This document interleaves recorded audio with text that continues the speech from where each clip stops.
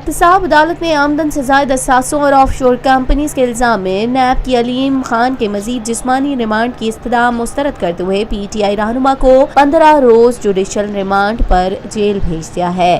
NAB نے علیم خان کو جسمانی ریمانڈ ختم ہونے پر احتساب عدالت میں پیش کیا۔ نیب نے ملزم علیم خان کے جسمانی ریمانڈ میں مزید توسیع کی استدعا کی، جس پر علیم خان کے وکلا نے اس کی مخالفت کی اور نشاندہی کی کہ مزید جسمانی ریمانڈ کی ضرورت نہیں ہے۔ احتساب عدالت نے علیم خان کا جسمانی ریمانڈ دینے کی استدعا مسترد کر دی اور سابق صوبائی وزیر کو جوڈیشل ریمانڈ پر جیل بھیج دیا۔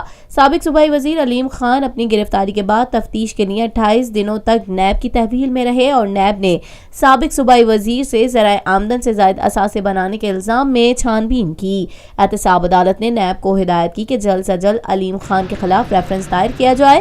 احتساب عدالت کے جج سید نجم الحسن نے ہدایت کی کہ جوڈیشل ریمانڈ ختم ہونے پر علیم خان کو 18 مارچ کو دوبارہ عدالت میں پیش کیا جائے۔ علیم خان کے احتساب عدالت پیشی کے موقع پر سیکیورٹی کے سخت انتظامات کیے اور احتساب عدالت کو جانے والے راستوں کو رکاوٹیں کھڑی کر کے بند کر دیا گیا۔ ایجیٹیشن کی جو ریکارڈ مانگتے گئے ہم وہ ریکارڈ عدالت کے اندر پیش کرتے گئے، اور آج میں اس تمام میڈیا کے ذریعے نہ صرف پوری پاکستان کو اور پوری دنیا کو یہ بتانا چاہتا ہوں کہ کوئی بھی ایک ایسا کاغذ یا جائیداد نہیں ثابت ہو سکی جو علیم خان صاحب نے ڈکلیئر کی ہے۔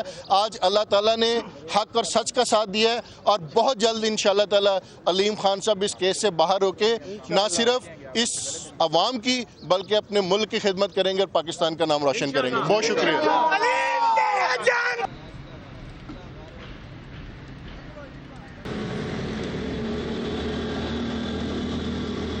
پاکستان میں پہلی مرتبہ حالات حاضرہ کے مختصر مگر جامع پروگرامز، خبروں، تبصروں کے علاوہ دیگر سماجی، تجارتی، ثقافتی، تفریحی، معلوماتی، مذہبی، تعلیمی، صحت اور بچوں کے پروگرامز صرف TNN TV پر۔